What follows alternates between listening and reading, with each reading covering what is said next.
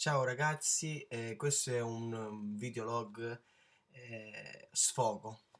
Mi voglio sfogare un po' con voi perché così, non so, mi date qualche consiglio, non so. Il mio sfogo contro il mondo, contro quello che vedo, cioè nel senso vedo gente che praticamente non è nemmeno degna di nominare la parola musica e va avanti, fa serate. Potrete pensare è gelosia, non è gelosia, è solamente amarezza. Amarezza nel vedere un mondo senza onore, di bugie, fatto di bugie, di falsità. Non c'è più l'umiltà, la verità fra persona e persona. E c'è amarezza, sono proprio molto, molto, molto giù. Io sempre non mi arrendo ugualmente, vi dico questa cosa perché mi è accaduto, cioè nel senso di vedere persone che sono lì nella serata con me, loro prendono molto di più di me, eccetera, eccetera, però alla fine poi vengono da me chi ha chiamato questi cantanti e mi dicono come mai tu canti meglio di loro.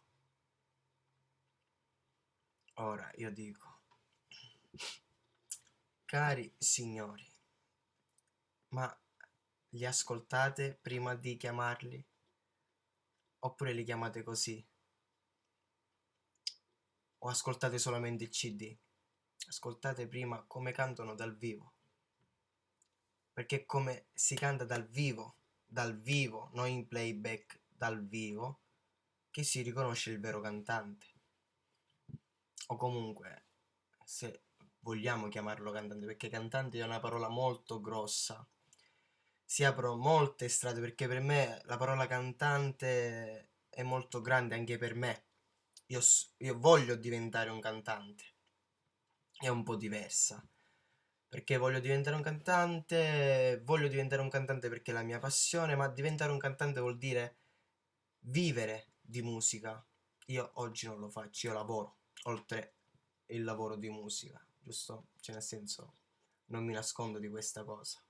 Poi ci sono anche i ragazzini che si alzano all'1:30, anzi precisamente alle 13:30 per essere molto più precisi, e diciamo che sono un po'...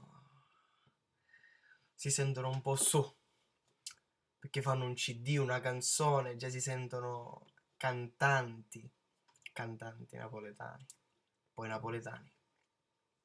Ora, nemmeno io mi definisco, cioè, cerco di diventarlo. Cerco di diventarlo, però cioè, si deve diventare con le proprie capacità, quello che voglio dire io, senza leccare il culo a nessuno, prima di tutto, senza le amicizie, tirarsi davanti solamente per le proprie capacità, le proprie qualità. Ora, io tutto quello che mi sta accadendo anche all'ambito lavorativo, che mi sta andando molto bene, devo dire, sono molto orgoglioso, perché lo sto creando tutto da me. Cioè non è che c'è qualcuno, nessuno, nessuno, sono da solo. Da solo, o quasi, perché ci siete sempre voi che mi seguite e mi date anche la forza per andare avanti e io vi ringrazio di questo, ringrazio di vero cuore.